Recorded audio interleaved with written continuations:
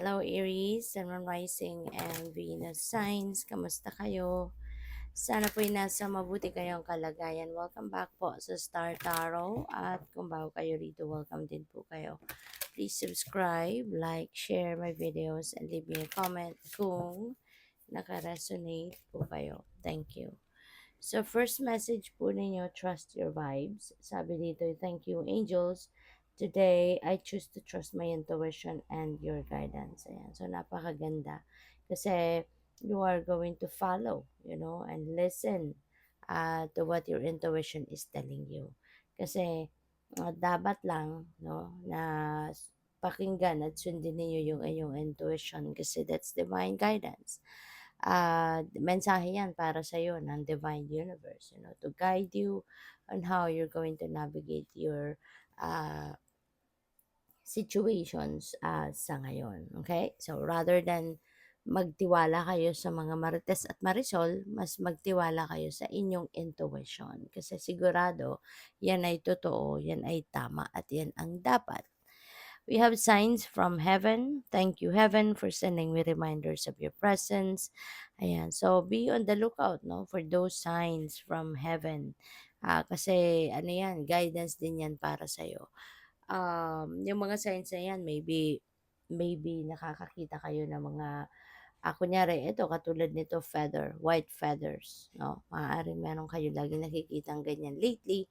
So, that is a guide para sa'yo, no? Ano yan, kung hindi mo alam kung ano din yung ibig sabihin ng white feather, na nakikita mo in an odd place, i-google nyo lang yan, no? Hanapin nyo, i-search niyo sa Google ano po yung symbolism ng white feather, okay? Para magets ninyo kung ano yung mensahe sa'yo ng universe, alright? So, we have healthy choices. Thank you, angels, for guiding me to make healthy decisions. Ayan. So, hindi lang yan related, no, sa inyong kalusugan, but also in other areas of life, na magkaroon kayo ng healthy decisions involving um, or relating to other areas of your life, okay? So tignan natin kung ano pa ang ganap. And by the way, maraming salamat for subscribing, and if you haven't subscribed yet, subscribe na kayo. And also maraming salamat din for not skipping the ads. Malaking bagay po yan sa akin. And also please click the join button sa baba ng video kung gusto po ninyo na mag-join kayo sa membership. So, we have ask and receive. Ayan. So, humingi ka at makakatanggap ka. Diba?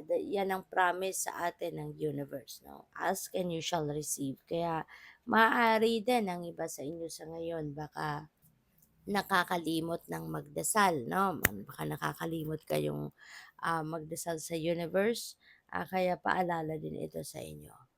Magdasal ka, humingi ka ng kung ano yung kailangan mo or nung anong gusto mo. Kasi the universe never fails, 'di ba, to provide us for what we need or for what we want, provided that it is part of our uh, divine plan, 'di ba? Yung parte yun ng divine plan niya sa atin or kung ano yung makakabuti sa atin, talagang hindi niya yan ipagkakait. Ibibigay niya yan sa atin, 'di ba? So, what else? We have clear, cancel, and release. Okay? So, ito naman, pwede ninyo itong gawin at gayahin nyo lang ito, yung position ng angel na to, nakakross yung arms niya in front of her heart. Yan lang ang position na gagawin ninyo, and you can recite 3 times, clear, cancel, and release, clear, cancel, and release, clear, cancel, and release. Pwede ninyong gawin yan when you feel like may discomfort na nararamdaman kayo or pakiramdam ninyo may kakaiba kayong nararamdaman, merong weird kayong nararamdaman, you can do that as well. Okay? Because that is a sign or a move, no, to protect yourself. So we have friendship and union. So maybe ang iba sa inyo rito is going to build new friendship, no? Baka mayroon kayong makikilalang bagong tao, and pwede, no, na yung pagkakakilala ninyo yan will develop into a beautiful friendship, no? So there could also be union, no? Maaaring meron ditong siguro may mga dati na kayong kaibigan na ngayon magkikita-kita kayong muli. Maaaring may mga dati na kayong kaibigan na matagal na kayong hindi nagkita, 'no? And ngayon maaaring kayo ay mag-reunion, puwedeng gano'n ang ganap.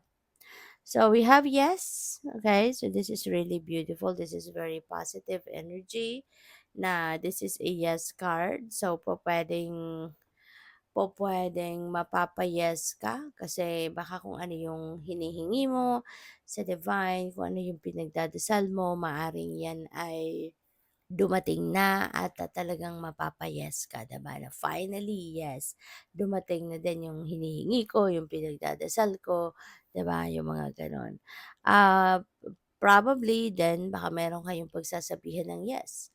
Baka kayo yung merong response 'no, sa kung sino man na meron kayong pinag-uusapan and maybe you're going to say yes to them or pupuwede rin 'no, na they are going to say yes to you.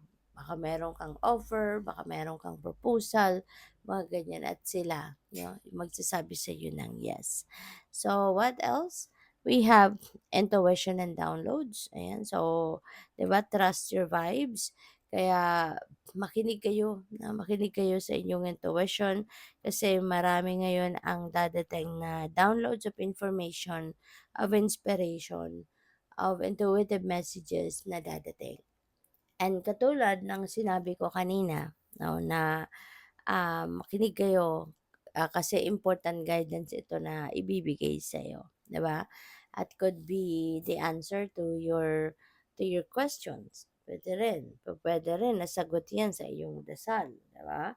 Or sadyang kailangan niyo lang siguro ngayon talaga ng gabay, kaya papadalhan kayo ng downloads of information, downloads of inspiration, intuitive messages and nudges in order to guide you. All right? So kaya pay attention kayo diyan. So we have compassion. Ayan. So maybe you are going to be compassionate around this time. Maybe maraming mga tao din ang umaasa sa'yo. Baka merong mga taong humihingi or hihingi ng tulong sa inyo, hihingi ng kung ano man yung kailangan nila sa buhay at this time.